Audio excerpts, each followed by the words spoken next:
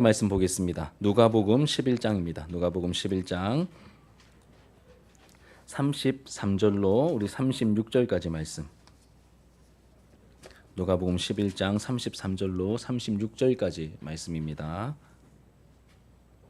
우리 한 절씩 교독하고 마지막 절은 함께 읽겠습니다. 누구든지 등불을 켜서 움속에나 말 아래 두지 아니하고 등경 위에 두나니 이는 들어가는 자로 그 빛을 보게 하려 함이라.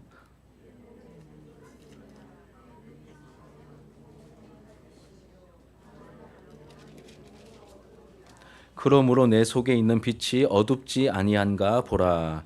내 온몸이 밝아 조금 더 어두운 데가 없으면 등불의 빛이 너를 비출 때와 같이 온전히 밝으리라 하시니라. 아멘. 오늘 본문의 말씀으로 제대로 보아야 합니다. 제대로 보아야 합니다라는 제목으로 하나님 말씀 증거하도록 하겠습니다. 여러분 벌써 이제 4월 이제 마지막 주일입니다. 4월 마지막 주일. 지난주는 부활주일로 지켰고 우리 한 명이 입교를 했고 우리 5명의 아이들이 학습을 받았습니다. 부활하신 예수님께서 연약한 우리를 통해 영혼을 얻게 하신 뜻깊은 주일이었습니다. 제가 월요일에 부활주일 마치고 월요일에 노회를 참석했는데 우리 이제 임시로 배정된 당회장 목사님 꿈꾸는 교회 김동훈 목사님께 이제 사인을 받으면서 당회록 사인을 받으면서 말씀을 드렸습니다. 목사님 우리 1명 입교했고 5명 학습했습니다. 그러니까 깜짝 놀라시면서 요즘 그렇게 하기 힘든데 이제 작은 교회가 많은 또 아이들을 학습 교인으로 또 입교하게 되어서 너무 놀랍다고 너무 애를 많이 쓴다고 이렇게 격려를 해주셨거든요. 연약한 우리를 통하여서 하나님께서 그렇게 영혼을 얻게 하시는 뜻깊은 주일을 우리가 함께 보낸 것 같습니다. 그리고 오늘은 성찬식을 행하는 여러분 성례 주일입니다. 이 성찬은 여러 가지 의미를 담고 있지만 가장 중요한 것은 이 빵과 포도주를 먹으면서 예수님의 십자가 죽으심을 기념하는 것이죠. 더 풍성한 의미가 있지만 가장 대표적인 것이 바로 이 부분입니다. 그래서 주제와 좀 분량을 고려해서 오늘 말씀을 준비했습니다.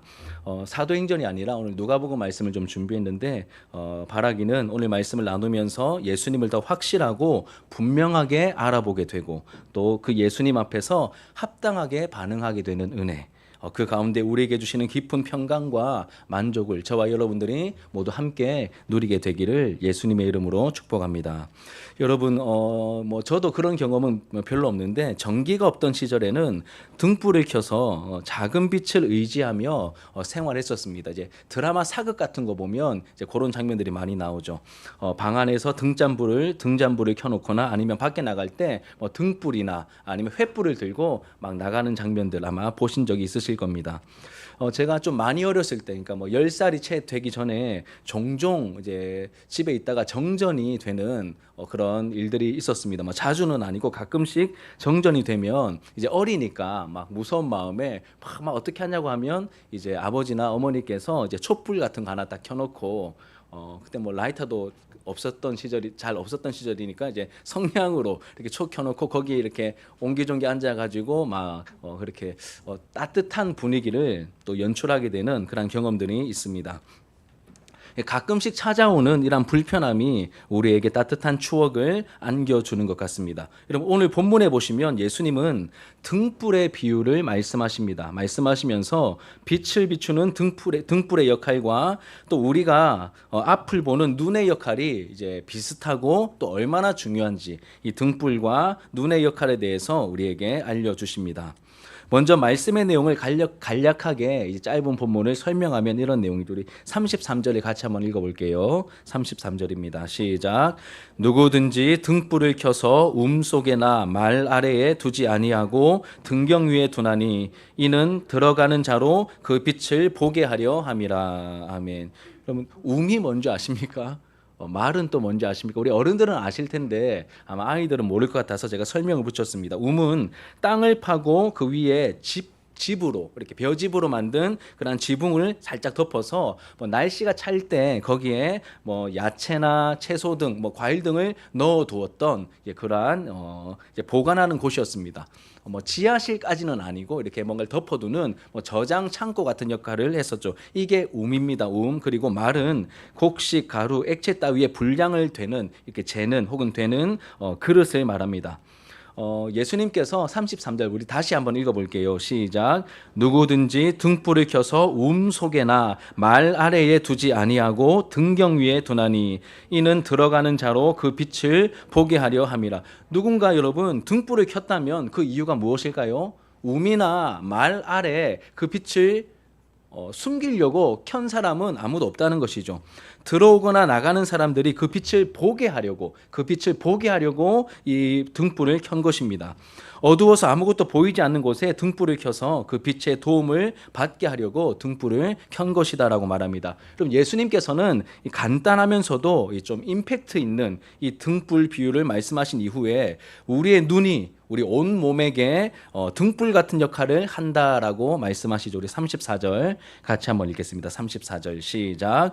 내 몸의 등불은 눈이라. 내 눈이 성하면 온 몸이 밝을 것이요 만일 나쁘면 내 몸도 어두우리라. 우리 몸의 등불이 어디라고 말합니까? 우리 눈이 등불의 역할을 한다라고 말합니다. 눈이 성하면, 눈이 잘 보이면 온 몸이 밝을 것이요 만일 나쁘면 내 몸도 어두울 수밖에 없다라고 하시죠.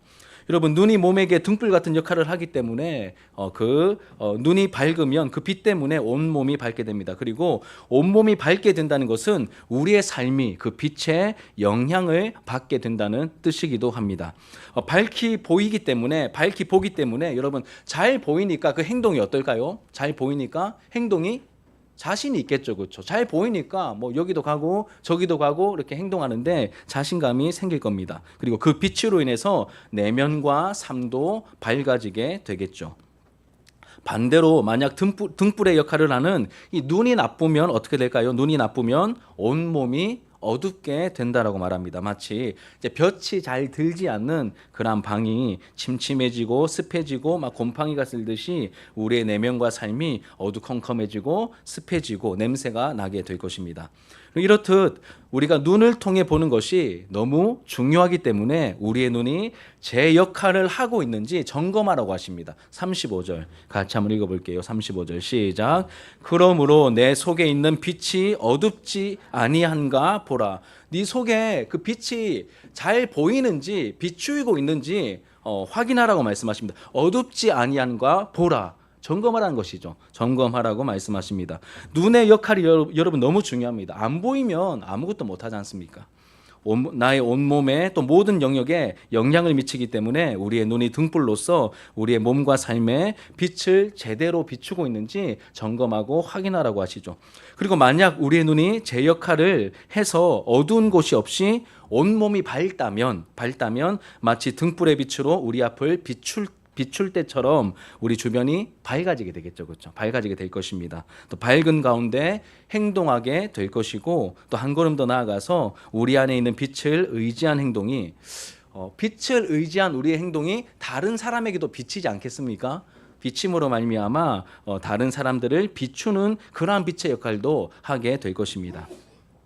우리 36절을 같이 한번 읽겠습니다. 36절 시작. 내 온몸이 밝아 조금도 어두운 데가 없으면 등불의 빛이 너를 비출 때와 같이 온전히 밝으리라 하시니라. 아멘. 예. 우리가 밝은 눈을 가지고 그 빛을 따라 행동하는 삶을 살아간다면 우리는 온전한 삶을 살 수 있을 것이고 또 자연스럽게 다른 사람들에게도 선한 영향을 주는 존재가 될 것입니다. 여러분 여기까지가 말씀의 내용을 간략하게 정리한 부분입니다. 예수님이 직접 말씀하신 내용이죠. 그렇다면 여러분 지금부터는 이 말씀을 통해 오늘날 저와 여러분들에게 주시는 영적인 교훈이 무엇인지 좀 생각해 보려고 합니다. 여러분 예수님께서 말씀하신 이 이야기의 핵심이 무엇인 것 같으십니까? 이 이야기의 핵심이 무엇인 것 같으세요? 하나도 어렵지 않죠. 뭐가 중요하다는 거죠? 눈이 중요하다. 보는 게 중요하고 눈이 중요하다라고 말씀하십니다. 우리가 보는 그 눈이 제 역할을 해야 한다는 것이 이 말씀의 핵심입니다. 그렇다면 여러분 이런 질문이 생깁니다. 예수님은 왜 갑자기 눈 얘기를 하신 걸까? 등불의 비유를 들면서 왜 눈 얘기를 하신 걸까? 이런 질문이 생기게 됩니다. 그런데 이 문맥을 좀 살펴보면 그 이유를 어렵지 않게 우리가 발견할 수 있습니다. 오늘 말씀 앞에 어떤 내용들이 있냐면 아마 수요 기도에 꾸준히 나오시는 분들은 이 앞에 내용이 뭔지 아마 이제 잘 아실 겁니다. 앞에 어떤 내용이 나오냐면 말 못하게 하는 귀신을 예수님이 쫓아내시는데 사람들이 그 모습을 보고 예수님을 너 귀신의 왕 바알세불의 힘을 힘입어서 바알세불을 힘입어서 귀신을 쫓아내는 거라며 예수님을 비난했습니다. 다시 말씀드립니다. 말 못하게 하는 그 귀신 들린 그 사람에게서 그 귀신을 쫓아내었는데 야 하나님의 능력이야. 굉장히 놀라워. 너무 선한 일이야. 이렇게 칭찬해도 모자랄 판에 귀신의 왕 바알세불을 힘입어서 너 이런 일을 하는구나. 이렇게 사람들이 비난하고 그렇게 비아냥거렸죠. 이게 이런 사건이 있었고 그 다음에는 또 갑자기 이 사건 속에서 등장한 한 아줌마가 이렇게 말합니다. 모든 영광과 찬양과 고백을 받으셔야 할 그 예수님 앞에서 그 사건이 나타난 예수님 앞에서 야 그러면 예수님의 좀 정체를 알아보고 야 정말 예수님 대단하시네요. 당신 도대체 누굽니까? 혹시 오시기로 한 그리스도입니까? 이렇게 접근하는 게 아니라 이렇게 말합니다. 예수님 당신의 어머니는 참 좋겠습니다. 참 부럽습니다. 라며 인간적인 반응을 합니다. 여러분 아들 잘 둬서 아들 덕보는 부모님들이 종종 있잖아요, 그렇죠? 뭐 많지는 않은 것 같고 이렇게 종종 있지 않습니까? 그러면 이렇게 꼭 그런 마음으로 동네 아줌마 같은 어떤 그러한 질문 이제 대답을 하는 것이죠. 예수님 당신 막 귀신 쫓아내고 말씀도 막 너무 잘하시고 하는 거 보니까 뭔가 될 것 같거든요, 예수님이. 그러니 야 당신 어머니는 참 좋겠습니다, 참 부럽습니다. 이렇게 반응했던 것이죠. 지극히 인간적인 반응을 보였습니다. 그리고 오늘 말씀 직전에 또 어떤 일이 있었냐면 예수님 앞에 모여있던 무리들, 예수님 앞에 모여있던 무리들은 예수님께 이렇게 말합니다. 당신이 진짜 그리스도면 표적을 좀 보여주십시오. 진짜 그리스도면 표적을 좀 보여달라고 요구합니다. 쉽게 말해서 당신이 하나님이 보내신 메시아 그리스도인 줄 잘 모르겠다는 거죠. 잘 모르겠다는 겁니다. 인정할 수 없다. 아직까지 그 정도 수준으로는 우리가 인정할 수 없다. 이렇게 얘기를 합니다. 여러분, 제가 일부러 말씀드린 거예요. 왜 눈 얘기를 하셨는지 그 이유를 우리가 파악하기 위해서 앞에 있는 몇 가지 중요한 사건들을 말씀드린 겁니다. 여러분, 지금까지 말씀드린 이 내용들, 귀신의 왕 바알세불을 힘입어 쫓아낸 거네. 당신의 어머니는 참 부럽습니다. 그리고 표적을 좀 보여주십시오. 그리스도인지 잘 모르겠습니다. 표적을 보여주십시오. 이 세 가지 내용에 공통점이 있는데 혹시 발견하셨습니까? 뭘까요? 예수님을 바로 앞에 두고 예수님이 누구신지 못 알아보고 있습니다. 예수님을 바로 앞에 두고 예수님의 말씀을 들으며 예수님의 행하신 기적을 보면서도 예수님이 누군지 아직도 이 사람들은 감을 못 잡고 있다는 그런 공통점을 가지고 있죠. 이 사람들은 자신의 눈으로 예수님을 보고 있는 것 같았지만 제대로 보지 못하고 있었습니다. 다시 말해 그들의 눈이 가려져 있었던 것입니다. 하나님께서는 이 세상에 빛으로 보내신 이 예수님을 사람들이 잘 볼 수 있도록 마치 등경 위에 이 등불을 놓았던 그 등경 위에 놓는 것처럼 그렇게 예수님을 통하여서 밝히 보여주셨죠. 여러 기적을 행하게 하셨고 놀라운 권세 있는 하나님의 말씀을 선포해 주셨고 또 그 인격 자체가 다른 사람들과 차원이 달랐기 때문에 조금만 정신 차리면 예수님을 알아봐야 정상일 것 같은데 이 사람들이 다 눈이 가려져서 예수님을 제대로 알아보지 못했습니다. 헛된 것에 사로잡혀 있었던 것이죠. 눈이 어두워서 제대로 보지 못하니까 점점 어떤 일이 벌어질까요? 제대로 보지 못하니까 어두움이 짙어져 가겠죠. 그들의 내면이 그들의 삶이 점점 어두워지고 습해지고 곰팡이가 쓸고 점점 사망의 그림자가 깃들어서 그들의 내면과 활동 공간이 죽음의 공간으로 변해갔을 것입니다. 대표적인 게 성전이죠. 점점 죽음의 공간으로 생명을 잃어버리는 죽음의 공간으로 변해 갔을 것입니다. 자, 그렇다면 여러분 이런 질문이 생깁니다. 이들은 왜 눈이 어두워진 걸까요?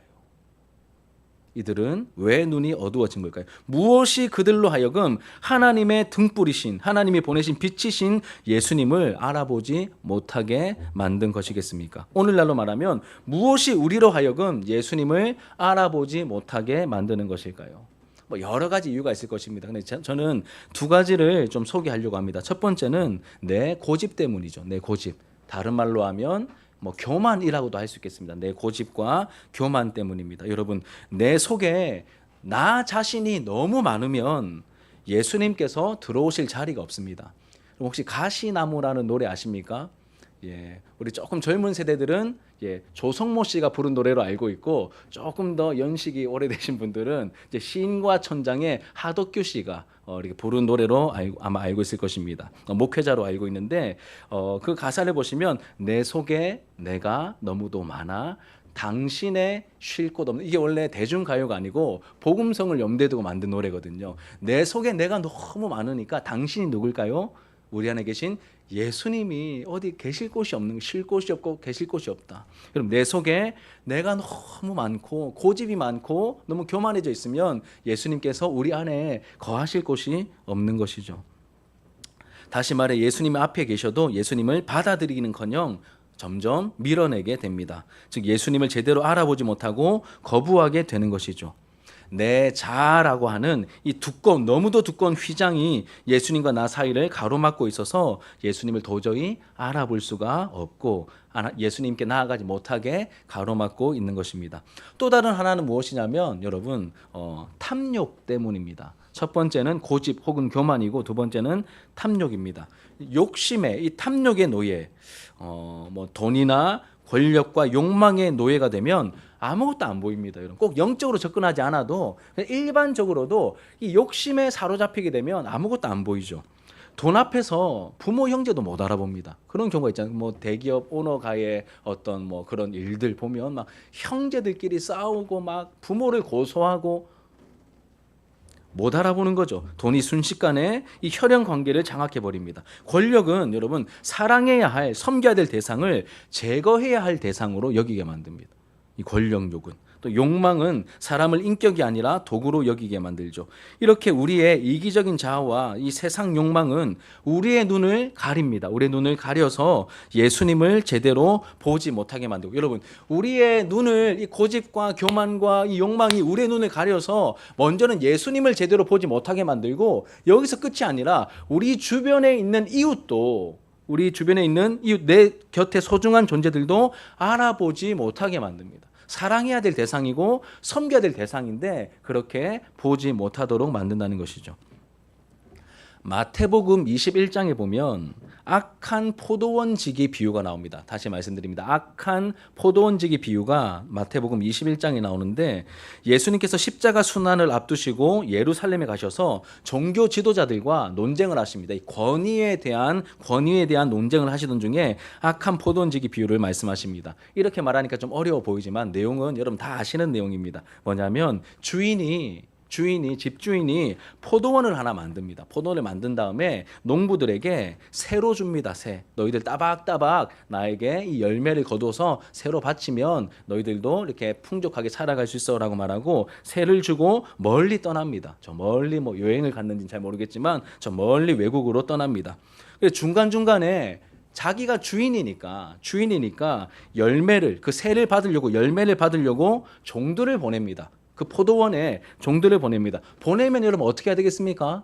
주인이 보낸 종임을 알아보고 새를, 열매를 어느 정도 10분의 1이든 5분의 1이든 당연히 드려야 되잖아요. 당연히 드려야 되는데 이 악한 농부들이, 이 악한 포도원지기들이 어떻게 행동하냐면 오는 종들을 거부하는 정도가 아니라 막 때리고 못 살게 구고 너 다음에 또 오지 마라 막 이런 식으로 막 협박하고 겁박하고 나중에는 죽이기까지 했습니다.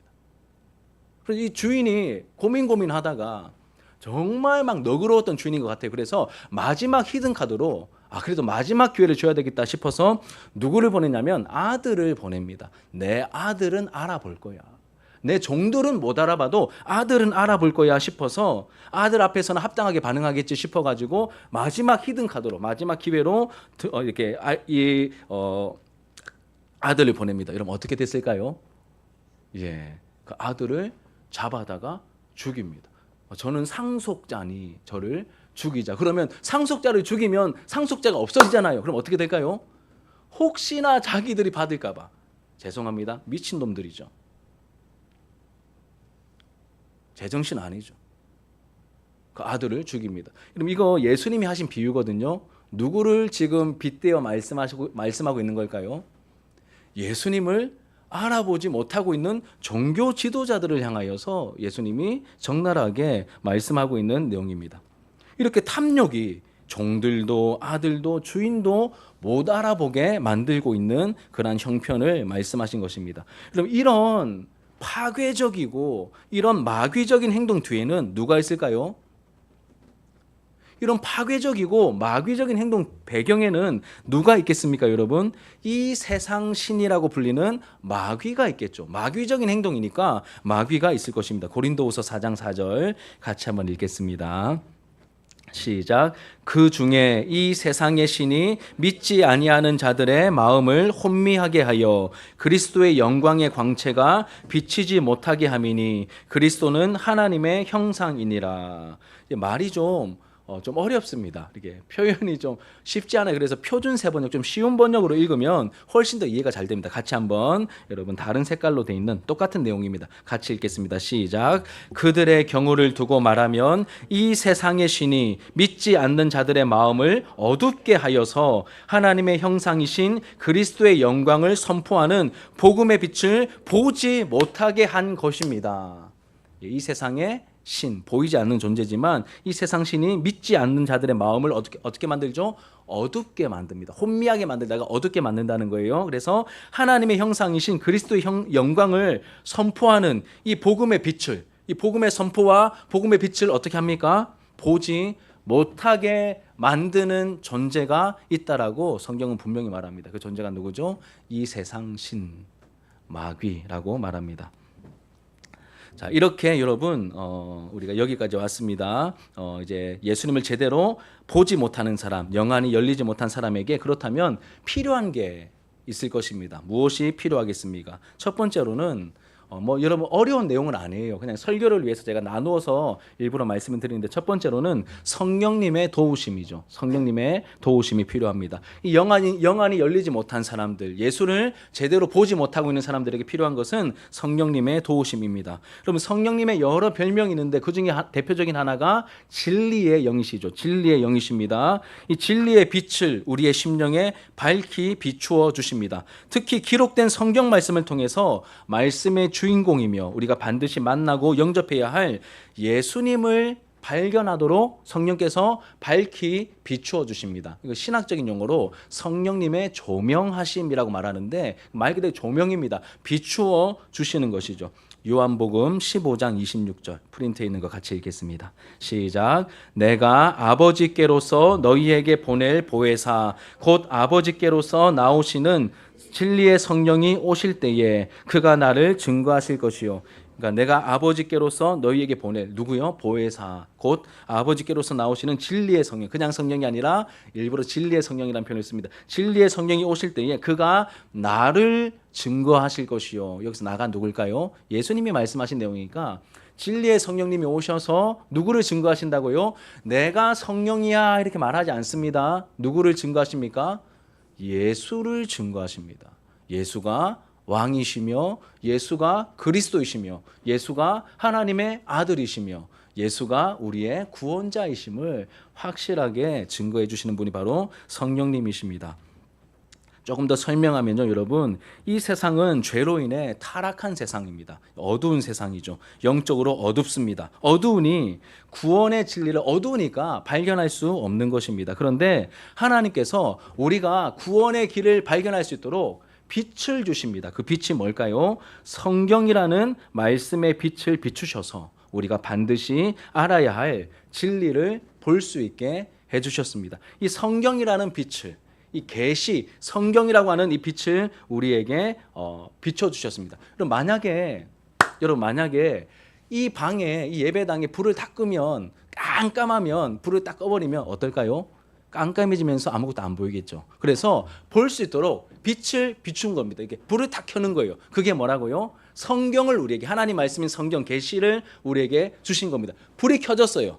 그래서 뭔가를 만약에 요걸 잡아야 구원을 받을 수 있다. 물이 들어가 있으니까 요걸 잡아야 우리가 구원을 받을 수 있다라고 했을 때 껌껌하면 안 보이지 않습니까? 이게 어디 있는지 찾을 수가 없습니다. 그런데 빛을 켜면 이게 보이지 않습니까? 이게 보입니다. 그런데 빛을 전체적으로 켰음에도 불구하고 여전히 요거를 못 찾는 경우가 있습니다. 어떤 사람일까요?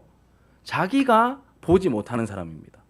그래서 이 성경의 빛을 전체적으로 비추어 주셨는데 모두가 다 요거를 발견하는 게 아니라 다 죄 때문에 영적인 맹인들이거든요. 보지 못합니다. 그런데 성령께서 그 사람을 거듭나게 해주셔서 눈뜨게 해주신 그 사람이 요 구원을 붙잡을 수 있는 겁니다. 아무나 다가 아닙니다. 성경을 통하여 계시의 빛을 주셨는데 그 빛을 우리가 볼 수 모든 사람이 다 죄를 가지고 있기 때문에 눈이 어둡습니다. 발견할 수 없습니다. 그런데 성령께서 복음으로 역사하셔서 거듭나서 마음의 눈이 밝혀진 사람들은 보이는 거예요. 아, 요거구나. 이분이구나. 이분 붙잡아야 사는구나. 그래서 예수를 붙들게 되는 것입니다. 뭐가 필요합니까? 제대로 보려면 성령의 도우심, 성령의 역사가 우리에게 필요하다는 것입니다. 우리 각자가 마음 눈이 떠져야 합니다. 이렇게 우리의 마음 눈을 밝혀주셔서 보게 해주시는 분이 누구라고요? 성령 하나님이시죠. 자, 에베소서 1장 17절 같이 한번 읽겠습니다. 시작. 우리 주 예수 그리스도의 하나님 영광의 아버지께서 지혜와 계시의 영을 너희에게 주사 하나님을 알게 하시고 너희 마음 눈을 밝히사. 저 보십시오. 우리 주 예수 그리스도의 하나님 영광의 아버지께서 뭘 주십니까? 지혜와 계시의 영을 너희에게 주사. 지혜와 계시의 영이 누굴까요? 성령님의 또 다른 이름이죠. 지혜와 계시의 영을 우리에게 주셔서 누구를 알게 하시고 누구를 보게 하십니까? 하나님을 알게 하시고 무엇을 밝혀주시죠? 우리의 마음 눈을 밝혀주십니다. 에베소서에 나오는 바울의 기도의 첫 부분입니다. 바울이 다른 거 구하지 않습니다. 하나님, 우리 에베소 교회 성도들, 제가 가장 오랫동안 사역한 이 정든 에베소 교회 성도들을 위해서 하나님 많은 물질의 복을 주시고 막 자녀들이 잘 되게 해주시고 이렇게 기도 안 합니다. 뭘 기도합니까? 하나님, 지혜와 계시의 영, 성령을 부어주셔서 하나님을 제대로 알아보는 성도들이 되게 해주십시오. 이게 여러분 바울의 첫 번째 기도 제목이요, 가장 중요한 기도 제목이었습니다. 여러분, 부탁하며 축복하며 말씀드립니다. 저와 여러분들이 성령 충만함으로 말미암아 예수를 그리고 하나님을 더 분명하게 알아보게 되는 저와 여러분들의 모습이 되기를 주님의 이름으로 축복합니다. 예수를, 하나님을 알아보는 은혜가 너무너무나 중요한 것입니다. 그리고 두 번째로는 무엇이 필요하냐면 이 나라고 하는 휘장이 처리되는 것입니다. 나라고 하는 이 자아라고 하는 휘장이 처리되는 것이 필요합니다. 우리의 영안이 열려서 예수님을 제대로 보기 위해서는 자아, 나라고 하는 이 휘장이 처리되는 것이 필요합니다. 제가 왜 이런 표현을, 좀 낯선 표현을 썼냐면 우리 특별 새벽 기도에 참석하신 분들은 아마 아실 것입니다. 우리 토저 목사님이 쓰신 하나님을 추구하다라는 책의 3장을 보시면 제목이 이렇습니다. 자아의 죽음을 뚫고 마침내 임재의 빛 안에. 자아의 죽음을 뚫고 마침내 임재의 빛 안에. 좀 어렵죠. 그래서 부제목을 이렇게 붙여놨습니다. 나라는 휘장을 찢는 단 하나의 길. 이게 부제목입니다. 나라는 자아를 휘장을 찢는 단 하나의 길. 여러분, 하나님의 뜻을, 그리고 죄인들의 유일한 소망이요 구주이신 우리 주 예수 그리스도를 알아보지 못하게 만드는, 보지 못하게 만드는 그런 휘장이 있다는 거예요. 휘장 커튼이죠. 그렇죠? 예수님을 보지 못하게 만드는, 알아보지 못하게 만드는 그런 커튼, 그러한 휘장이 있는데 우리 각자의 마음에 그러한 휘장이 있다는 것이죠. 바로 죄로 인해 타락한 자아라는 것입니다. 이기적인 탐욕으로 은밀하게 가득 차 있는 그러한 자아라는 휘장이 우리 모두에게 있다는 것이죠. 이기적인 우리는 여러분 이기적입니다. 이기적입니다. 자기를 너무 아끼고 자기를 너무 사랑하고 자기는 자기 편이기 때문에 내 힘으로는 나는 내 편이기 때문에 내 힘으로는 이 휘장을 찢거나 처리할 수 없습니다. 여러분 스스로 여러분들의 예를 들면 좀 잔인한 예지만 여러분들의 뭐 손가락 하나 자르실 수 있겠습니까? 손톱은 잘라도 불가능하지 않겠습니까? 내가 죽어야 돼요. 나라는 자아가 이제 영적인 의미에서 나라는 자아가 죽어야 됩니다. 스스로 죽으실 수 있겠습니까? 자신 있으십니까? 저는 어린 택도 없습니다. 여러분 자신 있으십니까? 이 휘장이 처리되는 유일한 방법은 단 한 가지입니다. 그리스도의 십자가밖에 없다라고 분명히 말합니다. 그리스도의 십자가밖에 없습니다. 예수님께서 우리가 부활주일 지난주일에 나눴던 메시지처럼 예수님께서 자기 죄가 아니라 죄인들의 죄를 대속하기 위해서 십자가에 못 박혀 죽으셨을 때 예수님이 십자가에 못 박혀 죽으셨을 때 예수님만 죽으신 게 아니라 누구도 함께 죽는 겁니까? 나도 주와 함께 못 박혔음을 확실히 알고 그 죽음이 경험되어야 합니다. 다른 사람과 여전히 비교하며 재고 있고 계산하고 있고 약삭빠르게 자기중심적으로 반응하려는 그러한 나 자신이 그러한 내가 죽어야 한다라고 말합니다. 자기 죽음을 경험해야 합니다. 그럼 아프고 내가 죽는 거예요. 영적인 의미지만 진짜 내가 죽는 겁니다. 아프고 고통스럽고 괴로울 것입니다. 실제로 내 자아가 죽는 순간이 찾아올 것입니다. 하지만 이 아픈 죽음을 경험하고 내가 처리된 후에 찾아오는 놀라운 평강이 있을 것입니다. 여러분 이 은혜를 달라고 오늘 함께 기도하셔야 됩니다. 여러분 예전에 경험했더라도 제가 요즘 좀 상태가 안 좋습니다. 좀 죄송한데 그래서 요즘 예전에 경험했더라도 저처럼 상태가 안 좋아서 다시 이 경험의 피로를 느끼는 분들은 십자가에서 주와 함께 내가 죽는 은혜를 주시옵소서. 하나님 앞에 이렇게 기도해야 됩니다. 십자가에서 주와 함께 내가 죽는 은혜를 달라고 여러분 기도하셔야 됩니다.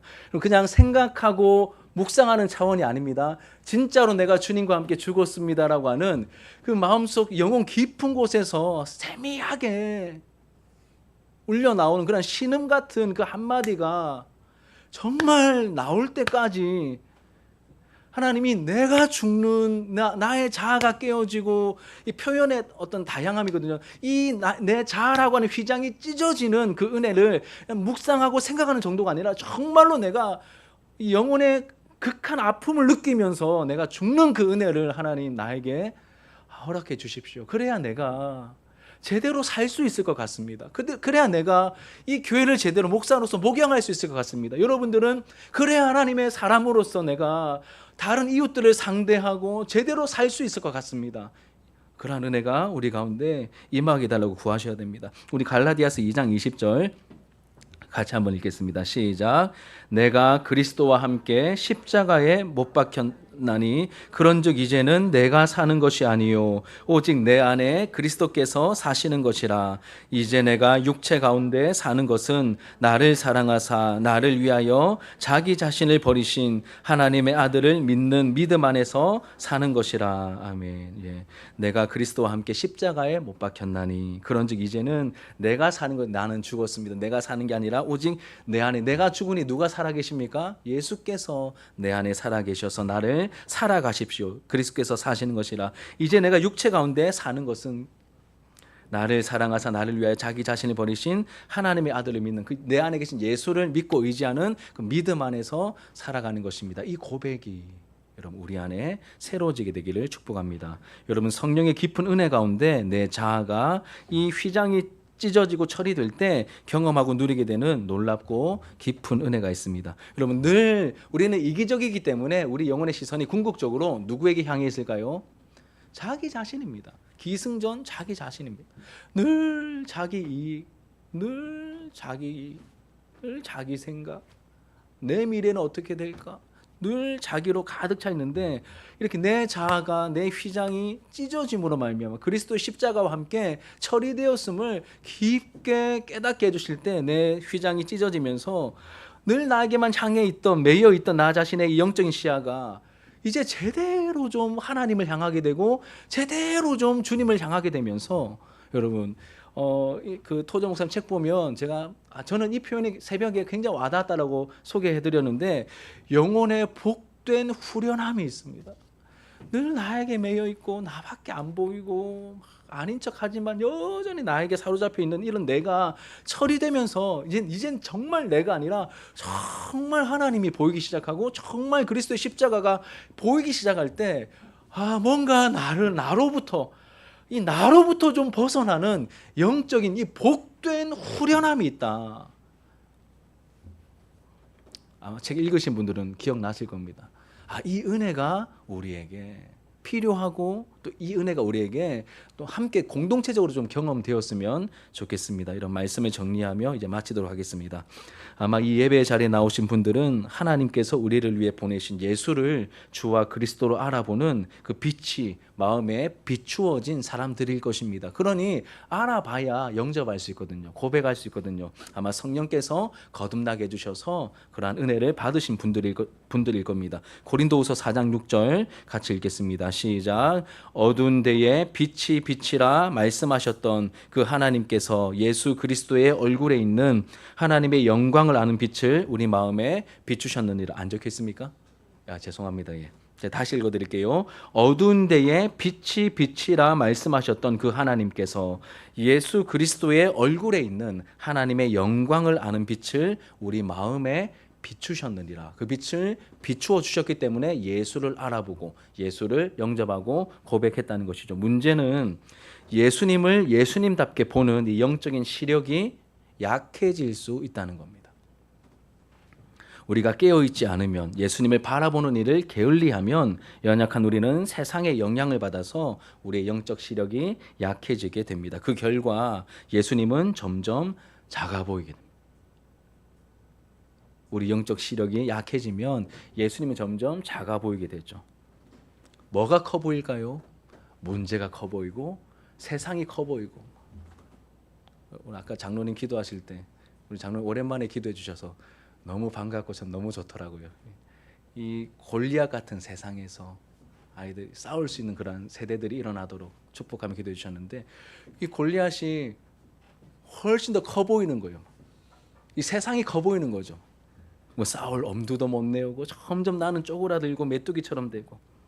여러분, 정말 두려운 것은 이 예수님 시대에 종교 지도자들 비롯한 그 당시에 많은 유대인들이 범했던 그 예수를 알아보지 못하고 함부로 대했던 그 마귀적인 행동을 여러분 우리도 깨어있지 못하면 어떤 상황 속에서 꼭 하나님을 향하여 우리가 삿대질을 하는 게 아니라 하나님께서 귀하게 여기라고 하신 그 사람들을 함부로 대하는 그 모습을 통하여 우리가 얼마든지 그렇게 행할 수 있다는 사실이죠.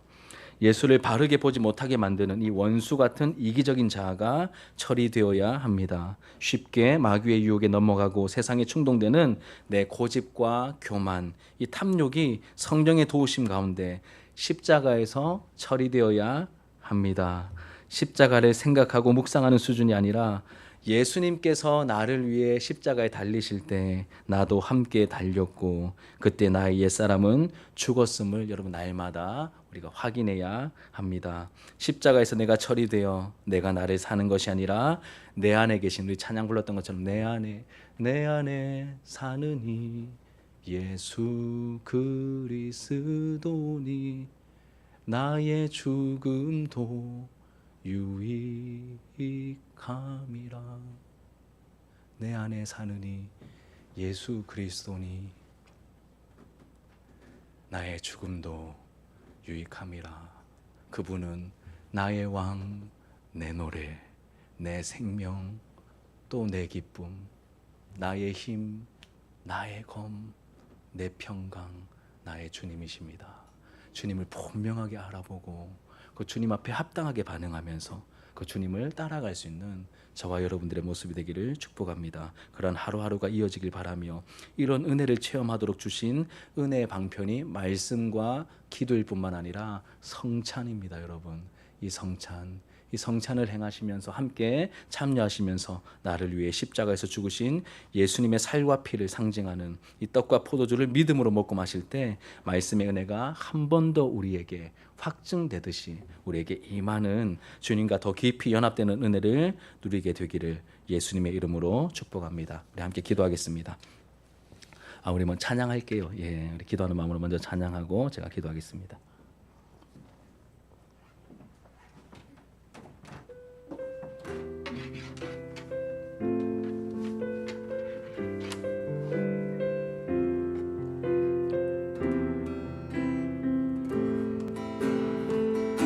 만족과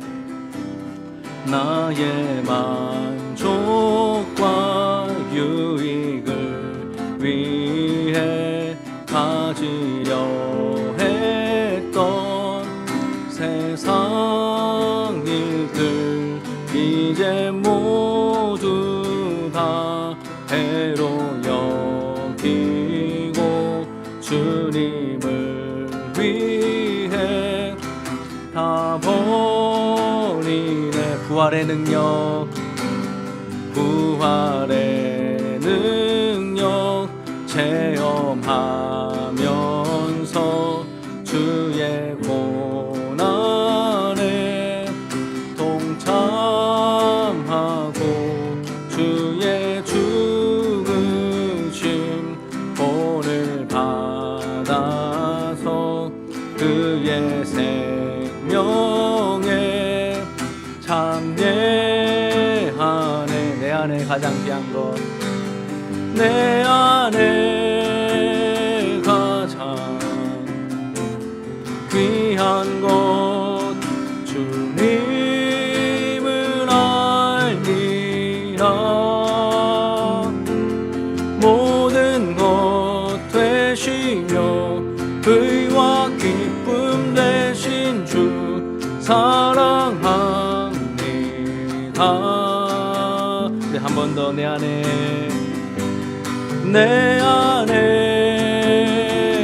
예수를 알미라. 귀한 것 주님을 알리라. 모든 것 되시며 의와 기쁨 되신 주 사랑합니다. 내 안에 사느니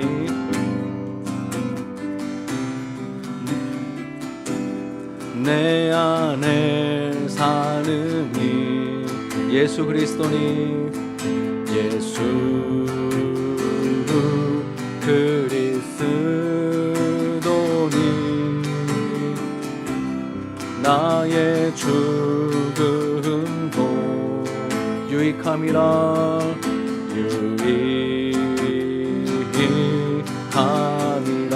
내 안에 사느니 내 안에 사느니 예수 그리스도니 예수 그리스도니 나의 죽음도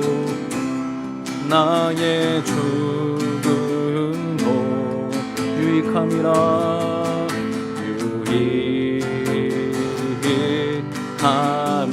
나의 왕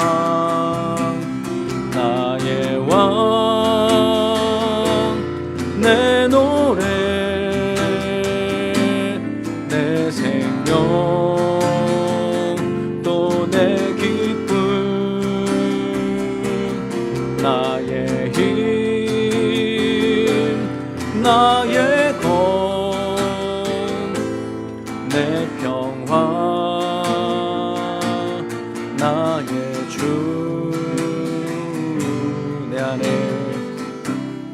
내 안에 사느니 예수님 예수 그리스도니 나의 죽음도 유익함이라.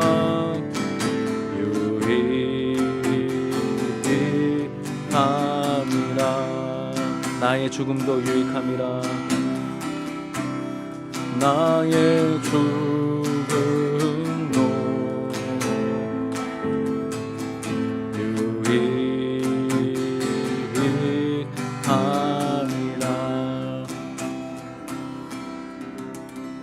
아멘.